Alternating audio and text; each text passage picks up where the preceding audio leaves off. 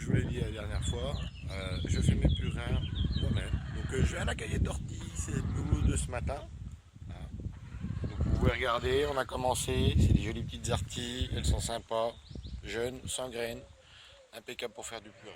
Donc pour après la cueillette, voilà, donc on procède simplement au fait de défaire les feuilles d'ortie. Préférence prenez des gants, c'est mieux. On met à peu près 1 kg.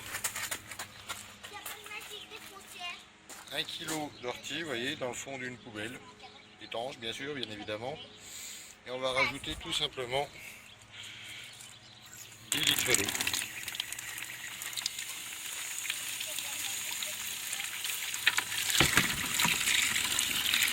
Ni plus ni moins. Donc avec ça, on va pouvoir fertiliser le sol de la parcelle. Donc avec 10 litres de purin pur, vous pouvez avoir 100 litres de traitement. Parce qu'après fermentation, vous diluez de nouveau avec 100 litres d'eau. Donc au final, vous vous retrouvez avec 100 litres d'engrais liquide naturel, 100% naturel. Vous voyez, vous les hachez un petit peu, vous hachez un peu les feuilles, ça vous permettra d'arriver à avoir un meilleur rendu sur la fermentation.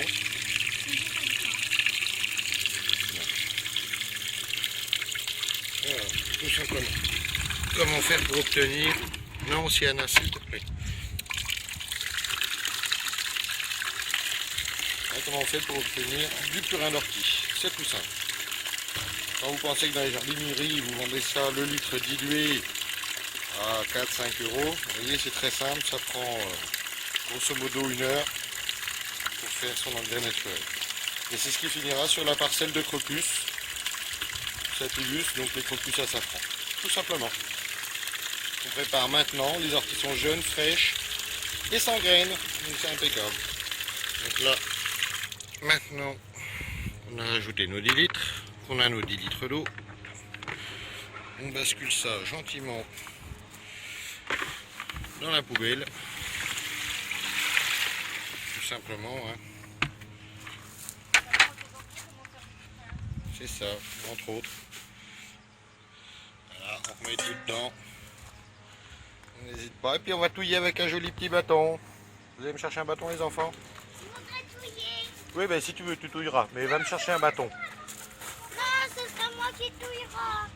Et comme vous avez enlevé les feuilles des orties, vous les mettez sur le barbecue, tout simplement. Vous les laissez sécher, ça fera des super allumes-feu qui seront complètement naturels également. Au passage. Autant si vous arrachez des orties, qui est bonne pour la faune, la flore, autant s'en servir complètement et ne pas faire de gaspillage. Voilà.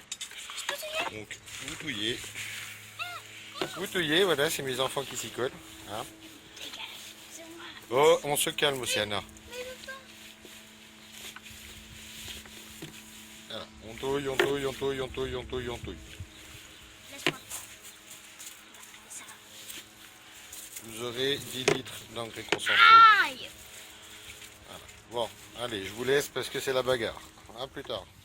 Et donc pour finir, voilà, vous voyez, la poubelle est remplie avec l'eau, les orties, c'est mélangé.